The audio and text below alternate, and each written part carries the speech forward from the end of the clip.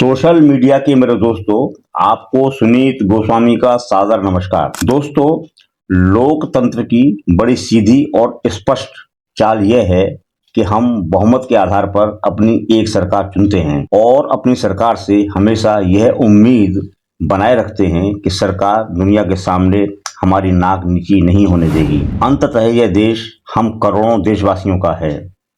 हम डायरेक्ट कई फैसले नहीं ले सकते, इसलिए ये अधिकार हम अपनी सरकारों को देते हैं, लेकिन चाहते यही हैं कि सरकारें हमारी आन बान शान के अनुरूप फैसले लें। लेकिन प्रधानमंत्री मोदी से इस बात को लेकर हम बहुत नाराज हैं और निराश भी हैं। उनकी वजह से दुनिया में हमारी नाक नीची हो रही है। यह और भी ज्यादा अफसोसपूर्ण है कि मोदी इस देश के ऐतिहासिक योद्धा महाराणा प्रताप को बिल्कुल ही नकार रहे हैं, उन्हें इग्नोर कर रहे हैं।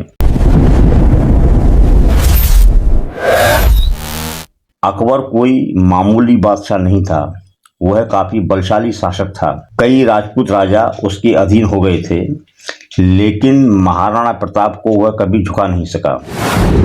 हल्दी घाटी का युद्ध आज भी महाराणा प्रताप के साहस के लिए याद किया जाता है। प्रताप के जीवन में संकट का वह समय भी आया जब उन्हें कुछ समय के लिए जंगलों में रहना पड़ा, घास की रोटियां भी खानी पड़ी, लेकिन उन्होंने मेवाड़ की जनता का सिर कभी अकबर के सामने झुकने नहीं दिया। दोस्तों, अकबर तो फिर भी इसी देश हिंदुस्तान में रहता था, फिर भी महाराणा प्रताप ने उसके छक्के छुड़ा दिए थे। लेकिन अमेरिका का बादशाह डोनाल्ड ट्रंप तो भारत के प्रधानमंत्री नरेंद्र मोदी से 14,000 किलोमीटर दूर रहता है।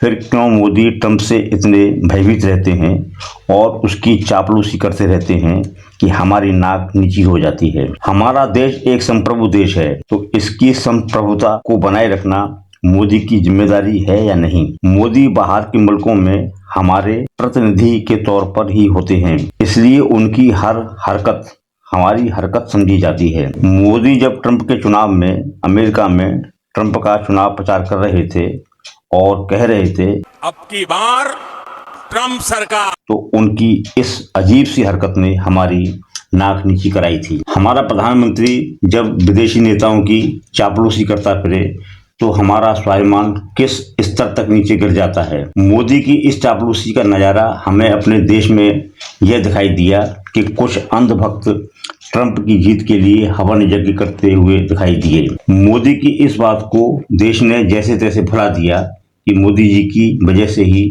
हमारी नाक फिर से तब नीची हुई जब अमेरिका ने कुछ प्रवासी भारतीयों को हथकड़ी लगाकर भारत भेजा। उस समय भी डोनाल्ड ट्रंप अमेरिका का राष्ट्रपति था और मोदी जी ने एक बार भी ट्रंप से उसकी इस हिमाकत का विरोध नहीं किया, न उसे रोका न उसे फटकारा। आखिर दुनिया में भारत का कोई मान सम्मान है या नहीं? अमेरिका एक ताकतवर देश है, इसलिए वह घमंडी भी बहुत है, लेकिन सवाल यह है कि क्या हम उसका घमंड बर्दाश्त करने के लिए बने हुए हैं? ऐसा बिल्कुल नहीं है। इंदिरा गांधी और अटल बिहारी वाजपेयी के प्रधानमंत्री रहते हुए अमेरिकी राष्ट्रपतियों ने भारत को अपना घमंड दिखाने की कोशिश की थी, लेकिन इन दोनों ही नेताओं ने अमेरिका के गुरूर को तोड़ा था। तब हम भारत के लोगों की नाक ऊंची हो गई थी, हमारा मस्तक गर्व से भर गया था। लेकिन अब हमें अफसोस ही नहीं, बेहद दुख भी होता है, हमारा दिल रोता है। हम 140 करोड़ लोगों का देश हैं, हम सोवरन कंट्री यानी कि संप्रभु देश हैं, फिर भी अमेरिका का बंदर ट्रंप हमें ऐसे हाँकता है जैसे कि हम इसके कोई गुलाम हैं। जब भारत वाकई में अंग्रेजों का गुलाम था, तब भी हम अपनी बात कहने से डरते नहीं थे, विरोध करने के अपने स्वाभिमान को हम बनाए रखते थे। लेकिन अब हम ट्रंप के आगे क्यों इतने मजबूर बने रहते हैं कि अपनी सच्चाई भी नहीं कह पाते और हमारी इस मजबूर छवि को बनाते हैं हमारे प्रधानमंत्री मोदी। जब ट्रंप ने 50-60 बार यह कहा कि सिंदूर ऑपरेशन वाले भारत पाकिस्तान युद्ध को मैंने रुकवाया और वो भी टैरिफ की धमकी देकर रुकवाया, तो इससे हमारी नाक बहुत नीची हुई। अगर मोदी एक बार भी ट्रंप का नाम लेकर ये कह देते कि ट्रंप की क्या हैसियत है जो वो हमें धमकाए और युद्ध रुकवाए, तो हमें लगता कि मोदी हमारे स्वाभिमान की रक्षा करते हैं। दोस्तों, ये एक दो बार का सिलसिला नहीं है, बार बार का सिलसिला है। हम इतने बड़े राष्ट्र हैं, फिर भी ट्रंप के आगे मोदी की वजह से भीगी बिल्ली सी बने रहते हैं। हम ईरान या रूस से तेल यानी कि क्रूड ऑयल कब खरीदें कब न खरीदें, ये हमें ट्रंप बताता है और हम उसकी बात मानते हैं। अब हद तो तब हो गई जब इसी जून में मर्चेंट नेवी के 3 कर्मचारियों को हॉर्मुज स्ट्रेट की समुद्री सीमा में अमेरिका ने गोलियों से भून डाला। अमेरिका के विदेश मंत्री मार्को रूबियो ने अकड़ते हुए कहा कि हमारे नियम और निर्देश नहीं मानोगे तो हम ऐसा ही करेंगे। कायदे से तो मोदी जी को इस मामले को लेकर अंतर्राष्ट्रीय न्यायालय में जाना चाहिए था और ट्रंप को फोन करके आपत्ति दर्ज करानी चाहिए थी। मोदी से ज्यादा हैकर तो सरदार मनमोहन सिंह थे।